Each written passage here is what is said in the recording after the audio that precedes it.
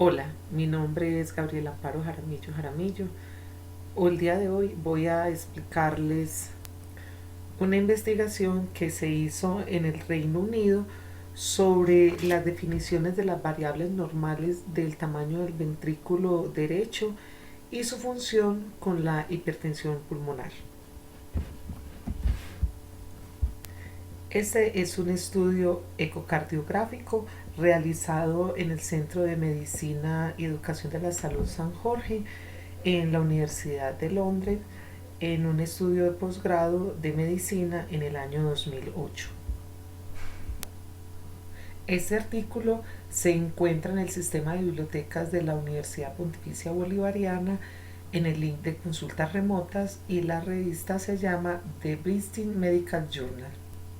Los investigadores aplicaron el estudio de regresión lineal a un estudio en asociación del ventrículo derecho y su función pulmonar con los diferentes grados de hipertensión.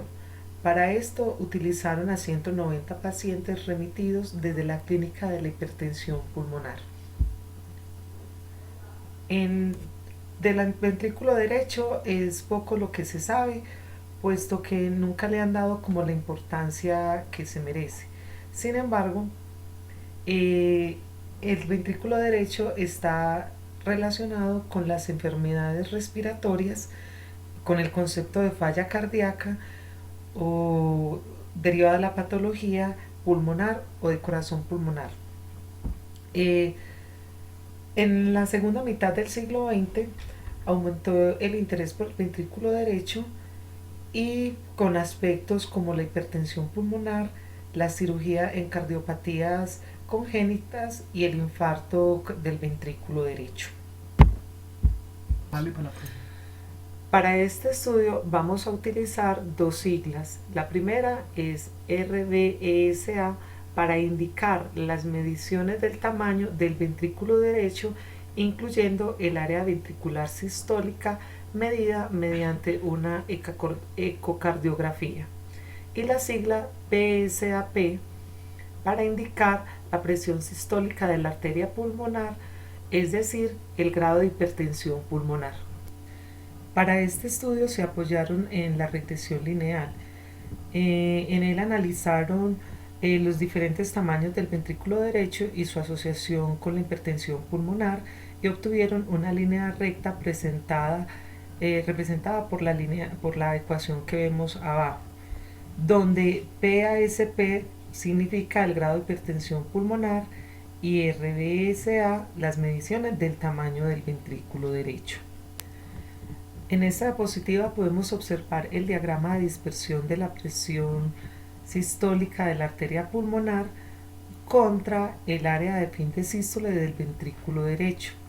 Podemos observar claramente cómo se marcan todas las mediciones que se obtuvieron y cuál es su relación con la línea recta de la regresión lineal. Analizando la ecuación de la línea recta obtenida, podemos observar cómo la intersección de la línea de regresión del valor de PSAP se da cuando cruza el eje Y, cuando se le da un valor de 0 al RBSA, y está dada por 15.717.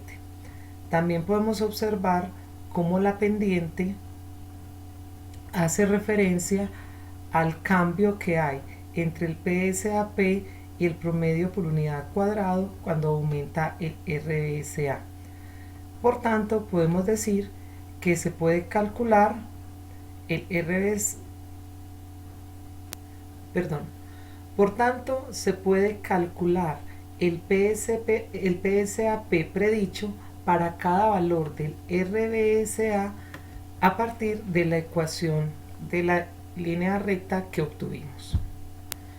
Muy bien, en esta línea podemos deducir entonces que la variable PASP se denomina variable independiente y el RBSA se denomina variable dependiente.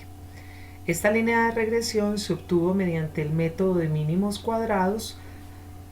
Este método tiene en consideración todas las posibles líneas rectas a través de los puntos en el gráfico de dispersión. Ahora vamos a identificar cuál de las siguientes afirmaciones son verdaderas para la línea de la regresión lineal. A. La presión sistólica de la arteria pulmonar puede predecirse y obtener un valor del área sistólica del ventrículo derecho. B. El área sistólica del ventrículo derecho puede predecirse y le da un valor de la presión sistólica de la arteria pulmonar. C. Se asume que la variación en la presión sistólica de la arteria pulmonar fue igual para todos los valores del área del ventrículo derecho. D. La línea puede extrapolarse fuera del rango observado de valores para el área sistólica del ventrículo derecho. A partir del gráfico podemos observar que las respuestas correctas serían la A y la C, y mientras que B y D serían falsas.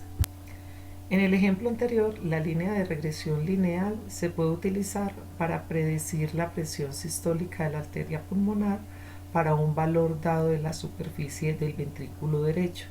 Por tanto, afirma lo que ya habíamos dicho, que la respuesta A es verdadera.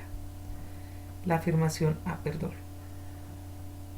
También se puede deducir que no es posible predecir el área del ventrículo derecho a partir de la presión sistólica. Por tanto, podemos decir que la afirmación B es falsa. Para la afirmación C, se supuso que los residuos se distribuyen normalmente. Esto se puede verificar desde el análisis de un histograma. También se supone que la variación de la distribución de la presión sistólica de la arteria pulmonar fue la misma para todos los valores del ventrículo derecho. Por tanto, la afirmación C sería verdadera. También debemos de tener en cuenta que la línea de regresión lineal se puede utilizar única y exclusivamente para predecir la presión sistólica de la arteria pulmonar para el rango definido en la muestra. No se pueden tomar valores que estén por fuera de ella. Por lo tanto, se puede decir que la afirmación D es falsa. Desde el ejemplo podemos sacar varias conclusiones. Entre ellas podemos decir que la línea de regresión lineal se puede utilizar para predecir la presión sistólica pulmonar de la arteria para un valor dado del ventrículo derecho, que la aplicación de análisis de la regresión lineal realizó una serie de supuestos.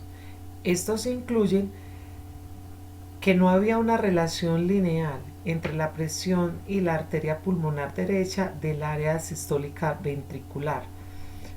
Sin embargo, la inspección del gráfico de dispersión sugirió que sí existía tal asociación. También se suponía que las observaciones sobre el gráfico de dispersión son independientes entre sí, es decir, cada paciente tenía solo una observación de la presión sistólica de la arteria pulmonar y el área del ventrículo derecho.